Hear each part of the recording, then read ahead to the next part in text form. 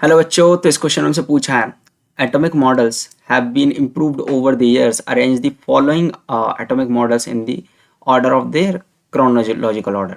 तो बेसिकली क्या हुआ कि सबसे पहले क्या हुआ कि थॉमसन मॉडल जो है, ठीक है, वो आया जहाँ पर ये कहा गया कि एटम जो है पॉजिटिवली चार्ज पेयर है जिसके अंदर इलेक्ट्रॉन्स जो है या नेगेटिवली चार्ज पार्टिकल्स हैं वो क्या है, अगर बात करें यूनिफॉर्मली डिस्ट्रीब्यूटेड है। ठीक है, तो सबसे पहले तो अगर बात करें थॉमसन मॉडल आया। बट फिर उसके बाद हुआ रदरफोर्ड जो अल्फा स्कैटरिंग मॉडल था। उसमें हमने क्या देखा था, अल्फा स्कैटरिंग एक्सपेरिमेंट जो था उसमें हमने ये देखा कि मोस्ट ऑफ द स्पेस है जो एटम का है वो क्या है, वैकेंट है। और जो कि अगर हम बात करें थॉमसन मॉडल को बिल्कुल गलत बताया। ठीक है, इस तरीके से, क्योंकि थॉमसन मॉडल ने ये कहा था कि पॉजिटिव चार्ज फेयर है, तो रदरफोर्ड ने ये कहा कि भाई पूरा जो एटम है उसका अधिकतर जो पार्ट है, स्पेस है, जो मोस्ट स्पेस है, मोस्ट ऑफ द स्पेस है वो क्या है, वैकेंट है। क्लियर है? हाँ भाई।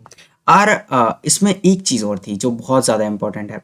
वो ये थी कि रदरफोर्ड मॉडल में ये बताया गया कि जो मास है ना एटम का, ठीक है, वो एक पॉजिटिवली चार्ज सेंटर में कंसंट्रेटेड है। ठीक है, तो ये बात बताई गई कि वहाँ पर डिस्कवरी हुई थी न्यूक्लियस की। ठीक है, किसकी बात कही थी, न्यूक्लियस की। तो बेसिकली है ना, सबसे पहले अगर हम बात करें थॉमसन मॉडल, फिर उसके बाद कौन होगा, अगर हम बात करें रदरफोर्ड मॉडल।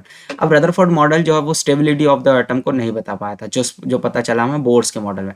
तो सबसे पहले आएगा सेकंड, ठीक है, जो सबसे पहले आया थॉमसन मॉडल, फिर आया रदरफोर्ड मॉडल और देन बोर्ड्स मॉडल।